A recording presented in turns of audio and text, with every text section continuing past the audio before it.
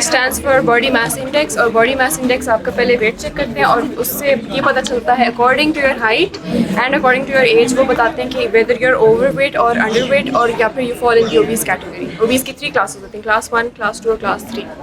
तो after we calculate the BMI तो you can get to know whether you fall into these categories.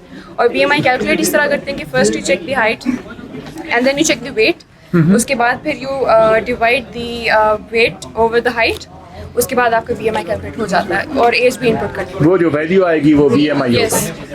अब इसकी जो range है दैट इज़ जो सिवियरली अंडरवेट फॉल होती है दैट इज़ बिटवीन 16 to 16.9 और very severely underweight is below 16।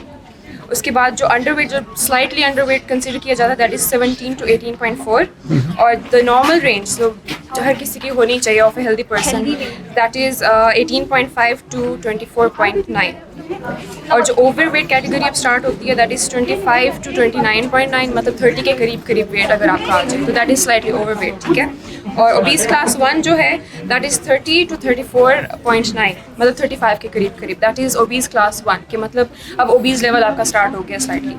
Obese class 2 जो है दैट इज़ 35 to 39.9 40 के करीब। जो सिवियरली ओबीज होता है दैट इज़ क्लास 3 वो 40 से ऊपर आती है। So this is how we calculate the BMI.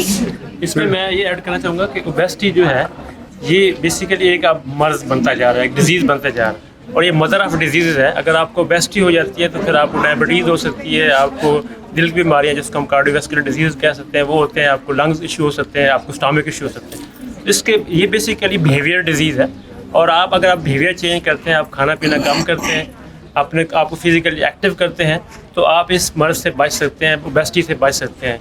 और ये सिर्फ बचने का एक ही हल है कि आप अपना हेल्दी लाइफस्टाइल अडॉप्ट करें, ख़ासतौर पर बच्चों को, और जो हमारे जो सॉफ्ट ड्रिंक्स हैं उनसे अवॉइड करें कि बहुत बड़ा एक रिस्क फैक्टर है।